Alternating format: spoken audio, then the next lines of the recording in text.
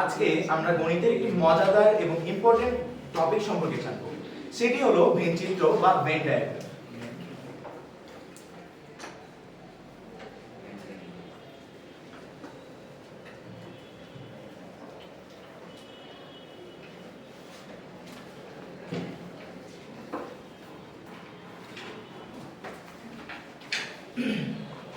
(1880) সালে জন ভেন নামক গণিতবিদ এই ভেনচিত্রের স্বরূপ কল্পনা করেন। অর্থাৎ আমরা যে দেখি বিভিন্ন সেট, যে গণিতের মাধ্যমে যে সেটগুলো আছে বা নরমাল যে সেটগুলো, ওই সেটগুলো আমরা কিভাবে চিত্রাকার অর্থাৎ আয়তাকার, বৃত্তাকার বা ত্রিভুজাকারে কিভাবে প্রকাশ করি। অর্থাৎ ভেনচিত্র 1880 সালে জন ভেন নামক গণিতবিদ এর স্বরূপ কল্পনা করেন। অর্থাৎ আমরা যদি দেখি, এটি হলো একটি ভেন চিত্র, যেখানে এক বা একাধিক সেটকে চিত্রাকারে অর্থাৎ আয়তাকার বা বৃত্তাকার আকারে উপস্থাপন করা হয়।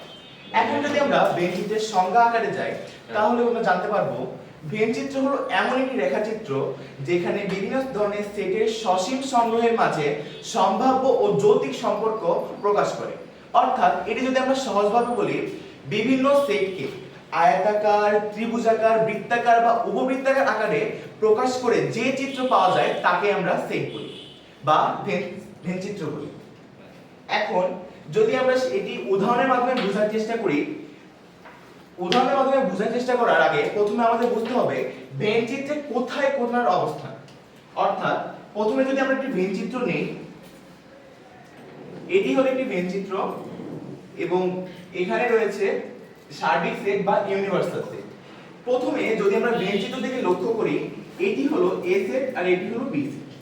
প্রথমে আমরা যে চাঁদের একটা জায়গা বা চাঁদের মতো যে একটা অপশন দেখতে পারবো বা চাঁদের মতো অঞ্চলটা দেখতে পারবো, এখানে বসবে শুধুমাত্র এ, এবং এই মাঝখানে যে জায়গাটুকু আছে, এই মাঝখানে জায়গাটুকুতে বসবে এ ইন্টারসেকশন বি। আর এখানে যে আরেকটি চাঁদের মতো অঞ্চল আছে, সেই অঞ্চলে বসবে বি। অর্থাৎ এখানে যে উপাদানগুলো থাকবে, এই উপাদানগুলো শুধুমাত্র এ সেটকে নির্দেশ করবে। অর্থাৎ এই মাঝখানে যে কমন উপাদানটা আছে সেটি কিন্তু দুই সেটকে নির্দেশ করবে। এখন মাঝখানে যদি 3 থাকে আর এখানে যদি 1 আর 2, 5 আর 6 থাকে, তাহলে শুধু 3 দিয়ে কিন্তু আমরা বুঝতে পারবো না যে কোনটা কোন সেটের কথা বলা হচ্ছে। 3 দিলে কিন্তু আমরা বুঝতে পারবো যে দুইটার মধ্যে কমন। কিন্তু এখানে যদি 1 আর 2 দিই, এই সেটে যদি এখানে 1 আর 2, আমরা যদি এখানে বলি এই 1 আর 2 কোন সেটে অন্তর্ভুক্ত, তাহলে আমরা কি দেখতে পাবো? এ সেটে অন্তর্ভুক্ত। অর্থাৎ এই দুইটা উপাদান দিয়ে আমরা এ সেটটি চিনতে পারবো। অর্থাৎ এই জায়গাটুকু শুধুমাত্র এ সেটে, এখানে এইখানে যে উপাদান বা বৈশিষ্ট্যগুলো থাকবে সেগুলো শুধু এ সেটকে নির্দেশ করবে। ঠিক তেমনি এখানে যদি 5 আর 6 কে আমরা দেখি, এই 5 আর 6 শুধু কিন্তু বি সেটকে নির্দেশ করতেছে, না এই ইন্টারসেকশনকে নির্দেশ করতেছে, না শুধুমাত্র এ সেটকে নির্দেশ করতেছে। এখানে শুধুমাত্র বি সেটকে নির্দেশ করতেছে।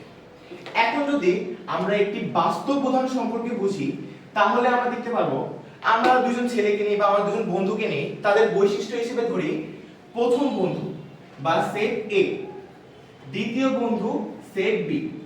আমরা প্রথম বন্ধুর একটা বৈশিষ্ট্য নিব। অর্থাৎ আমার প্রথম বন্ধু সে লম্বা, সে উচ্চতায় সে অনেক লম্বা, তার প্রথম একটি বৈশিষ্ট্য হলো লম্বা। এবং তবে বি সেটের যে বন্ধুটা আছে তার উচ্চতা একটু কম, অর্থাৎ তার উচ্চতা কম বা খাটো। এটি এই বন্ধুর একটি বৈশিষ্ট্য। এবং এ সেটের এই বন্ধুটা যদি আরেকটি বৈশিষ্ট্য আমরা নেই, তাহলে আমরা দেখব সে খেলাধুলায় ভালো বা খেলাধুলায় পারদর্শী। আর বি সেটের এই বন্ধুটা সে পড়াশোনায় পারদর্শী। তাহলে এখানে কিন্তু এ সেটের দুইটা বৈশিষ্ট্য, বি সেটের দুইটা বৈশিষ্ট্য। তাহলে এটি একটি সেট। আমরা যদি এটি সেট আকারে লিখি,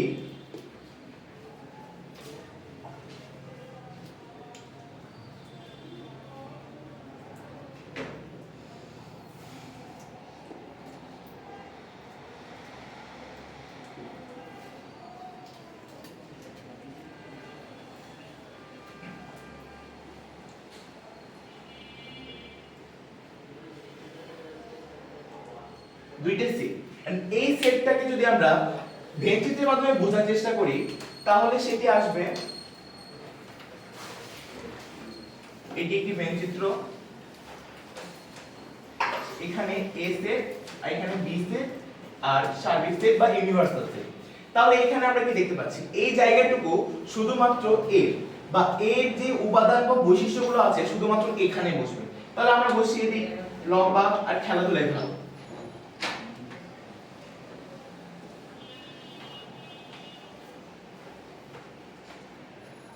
ঠিক তেমনি বি সেটের এই বন্ধুর বৈশিষ্ট্য যদি আমরা এখানে লিখি তাহলে আমরা দেখব শুধু কিন্তু এটা বি সেটের বৈশিষ্ট্যের জায়গা, তাহলে আমরা সেটা এখানে লিখে দিব খাটো আর খেলাধুলা পড়াশোনা।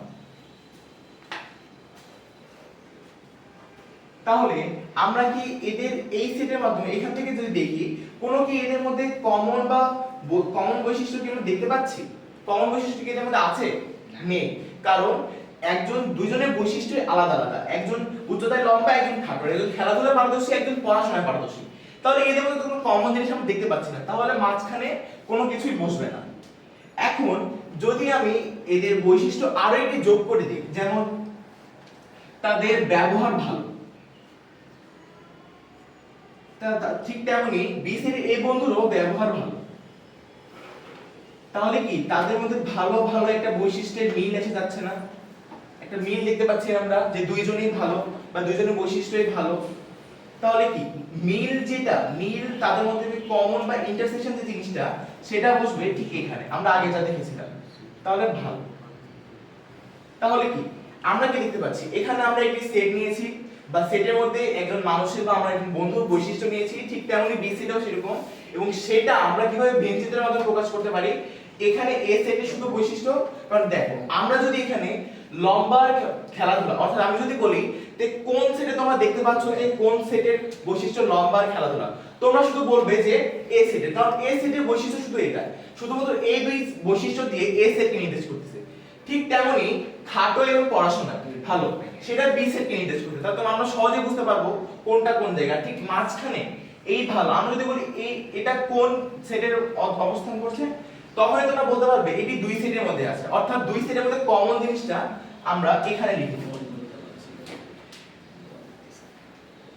আমি এখন আরেকটি গাণিতিক উদাহরণের মাধ্যমে এটি ভেনচিত্রটা বোঝানোর চেষ্টা করি।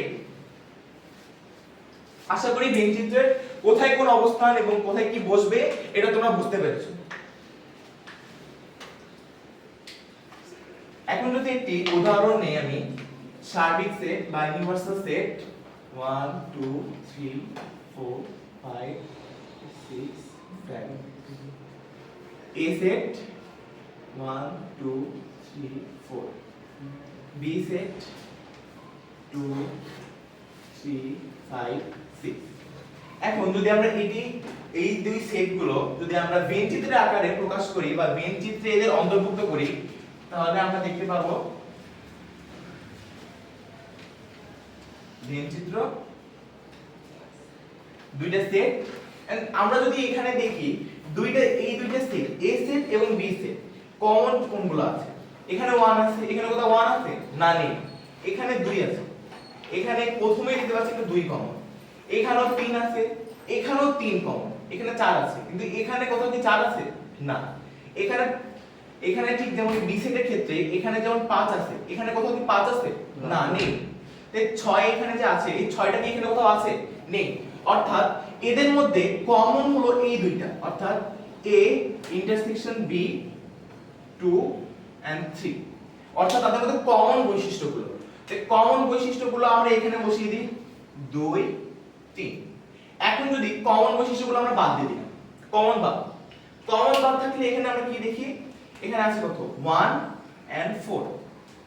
তাহলে শুধুমাত্র 1 আর 4 দিয়ে কিন্তু A সেটকে নির্দেশ করতেছে। তাহলে আমরা কোথায় লিখবো এই দুইটা? A সেটের জায়গা, অর্থাৎ যেই জায়গাটাতে শুধুমাত্র A সেটকে বৈশিষ্ট্যগুলো নির্দেশ করবে 1 and 4। ঠিক তেমনি এখানে কি আছে 5 and 6, তাহলে ঠিক এই জায়গায় 5 and 6 বসে যাবে। এখন আমরা দেখব এই ইউনিভার্সাল সেট বা সার্বিক সেটের সকল উপাদান এর মধ্যে ভেনচিত্রের মধ্যে আছে কিনা। প্রথমে যদি দেখি 1 আছে, 2 আছে, 3 ও আছে, 4 ও আছে, 5 5 6 6 সবগুলো আছে, কিন্তু তবে একটা উপাদান এই কোন সেটের মধ্যে অবস্থান করছে না। তাহলে আমরা এটা কোথায় বসাবো? এটা আমরা এখানেও বসাতে পারি, এখানেও বসাতে পারি, এখানেও বসাতে পারি, এখানেও বসাতে পারি। তাহলে আমরা যদি একটি উপাদান আছে তাহলে আমরা এখানে 7 বসিয়ে দিলাম। যদি এখানে 7 এর জায়গায় 8 9 10 11 থাকে তাহলে 8 9 10 11 বসিয়ে দিলাম। আশা করি ভেন চিত্র এই আপনাদের কাছে। এখন আমরা জানবো পূরক সেট সম্পর্কে। এখন যদি আমরা পূরক সেট সম্পর্কে জানি, আমাদের প্রথমেই লাগবে একটি সার্বিক সেট বা ইউনিভার্সাল সেট। সেটা আমরা নিই 1 2 3 4 5 6 7 8, আর এই সেট একটা নিলাম 1 3 5 8। এখন এটি যদি আমরা ভেন চিত্রের আকারে প্রথম থেকে দেখি তাহলে একটা আমরা ভেন চিত্র নিলাম, ভেন চিত্র ইউনিভার্সাল সেট। আর যেহেতু একটা সেট আছে তাহলে আমরা একটা সেট এখানে ত্রিভুজ আকারে বসাতে পারি, বৃত্তাকার আকারেও বসাতে পারি। তাহলে আমরা ত্রিভুজ আকারে বসাই, ত্রিভুজ আকারে বাদ দিয়ে বৃত্তাকার আকারে বসাই, কারণ দুইভাবে বসানো যায়, আমরা যে কোনো একটা নিতে পারি। তাহলে আমরা প্রথমে এ সেটটা যদি বসাই তাহলে মাঝখানে যেহেতু এটা পুরোটা এ সেট নির্দেশ করবে তাহলে এখানে এ সেট বসবে। তাহলে 1 1 3 5 8। তাহলে এখানে যেহেতু বসে গেল এটা, তাহলে এই উপাদানগুলো এখানে কমন আছে, তাহলে এই বাকি যে উপাদানগুলো যেগুলো এ সেটে বসলো না তাহলে সেগুলো কোথায় যাবে?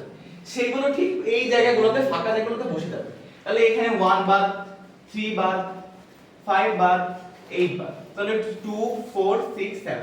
তাহলে 2 4 6 7। আমরা তো প্রথমে ভেন চিত্রের আকারে এই পুরো সেটটাকে উপস্থাপন করলাম। এখন আমরা যদি পূরক সেট সম্পর্কে জানি, পূরক সেট হলো পুরো ইউনিভার্সাল সেট বা সার্বিক সেট থেকে এই এ সেটটার উপাদানগুলো বাদ গেলে বাকি যে উপাদানগুলো আছে সেই উপাদান নিয়ে গঠিত সেটকে বলা হয় পূরক সেট। অর্থাৎ এই পুরো এটা যদি আমরা বাদ দিই, পুরো এই উপাদান যদি বাদ দেই, এই এ সেটের উপাদানগুলো যদি বাদ দেই তাহলে বাকি কি থাকে? 2 2 4 6 7। তাহলে এই চারটা উপাদানের যে গঠিত যে সেটটা হবে সেটি হলো এ সেটের পূরক সেট। তাহলে যদি আমরা লিখি পূরক সেট, পূরক সেটকে এ কমপ্লিমেন্ট বা এ প্রাইম দিয়ে প্রকাশ করা যায়। তাহলে আমরা লিখি 2 6 2 4 6 7। এখন যদি আমরা এটি আরেকভাবে দেখি গাণিতিকভাবে, তাহলে আমরা প্রথম ভাবে আবার ভালো করে লিখি 3 5। তাহলে আমরা জানি যেহেতু ইউনিভার্সাল সেট থেকে এ সেটটা বাদ যায় তাহলে আমরা বাদ করে দিই ইউ। বাদ চিহ্নকে এভাবে প্রকাশ করা যায়, বা 1 2 3 4 5 6 7 8 বাদ মাইনাস 1 3 5 8। আমরা জানি এই পূরক সেটে এই এ সেটটা বাদ হয়ে যায়, এ সেটটা বাদ হয়ে যাবে, কিন্তু এর সাথে যদি ইউনিভার্সাল সেটে যদি কোনো উপাদান মিল থাকে সেটা নিয়ে বাদ হয়ে যাবে। যদি আর যদি কোনো মিল না থাকে তাহলে কি হবে? মিল না থাকলে শুধুমাত্র এ সেটে বাদ যাবে, ইউ সেটের সকল উপাদান নিয়ে তখন হবে এ সেটে এ প্রাইম বা পূরক সেট। তাহলে এ এখানে কোনো কমন আছে? হ্যাঁ অবশ্যই কমন আছে। 1 1 কমন, 3 3 কমন, 5 5 কমন, 8 8 কমন। তাহলে যদি 1 বাদ, 3 বাদ, 5 8 বাদ, হ্যাঁ তাহলে বাকি কি থাকে? যেহেতু বাদ হয়ে যাচ্ছে এটা তো বাদ হবে, সাথে এগুলো নিয়ে বাদ হবে। তাহলে কি 2 4, হ্যাঁ তাহলে কি এখানেও যা আসলো এখানেও তা আসলো। অর্থাৎ আমরা যদি এটা আরো ভালোভাবে বলি, পূরক সেট হলো ইউনিভার্সাল সেট থেকে যে এ সেটটা থাকবে বা যে সেটটা থাকবে সেই সেটটা বাদ হয়ে যাওয়ার পর যে বাকি উপাদানগুলো অবশিষ্ট থাকবে, অবশিষ্ট উপাদান নিয়ে গঠিত সেটই হলো পূরক সেট। আমরা যেখানে দেখতেই পাচ্ছি পূরক সেট। এখন আমরা যদি এই পূরক সেটকে সেট গঠন পদ্ধতিতে লিখি বা সেট গঠন পদ্ধতিতে এর বৈশিষ্ট্য হিসেবে লেখার চেষ্টা করি তাহলে সেটা কিরকম হয়? তাহলে সেটা কিরকম হবে? যেহেতু আমরা সেটকে a b x y দিয়ে প্রকাশ করি, ঠিক এরকমই এটার যেহেতু a কমপ্লিমেন্ট বা a প্রাইম আমরা একটাই নিই a কমপ্লিমেন্ট, তাহলে সেটা কি হবে? x such that x belongs to মানে এই উপাদানগুলো x আকারে আসবে, belongs to মানে বিদ্যমান, কার মধ্যে বিদ্যমান আছে? অবশ্যই u এর মধ্যে বিদ্যমান আছে, কারণ এখানে যেহেতু 2 4 6 7 এখানেও আছে 2 4 6 7 মিল আছে, তাহলে বিদ্যমান অবশ্যই আছে, তাহলে u বিদ্যমান থাকবে। তবে এটা x টা এর মধ্যে বিদ্যমান থাকবে না, কারণ এ তো নিজে বাদ হতেছে, সাথে এই ইউর এ তো নিজে নিঃস্ব হচ্ছে প্লাস ইউর উপাদানকেও নিঃস্ব করে দিচ্ছে, তাহলে তো তার মধ্যে বিদ্যমান কিভাবে থাকবে? তার তো কোনো উপাদান এখানে অবশিষ্ট রইল না, তাহলে বিদ্যমান থাকবে না। অর্থাৎ বুঝাই গেল এভাবেই আমরা পূরক সেটটা বেঞ্চিতের মাধ্যমে প্রকাশ করেও করতে পারি, এভাবে আমরা করতে পারি। ধন্যবাদ।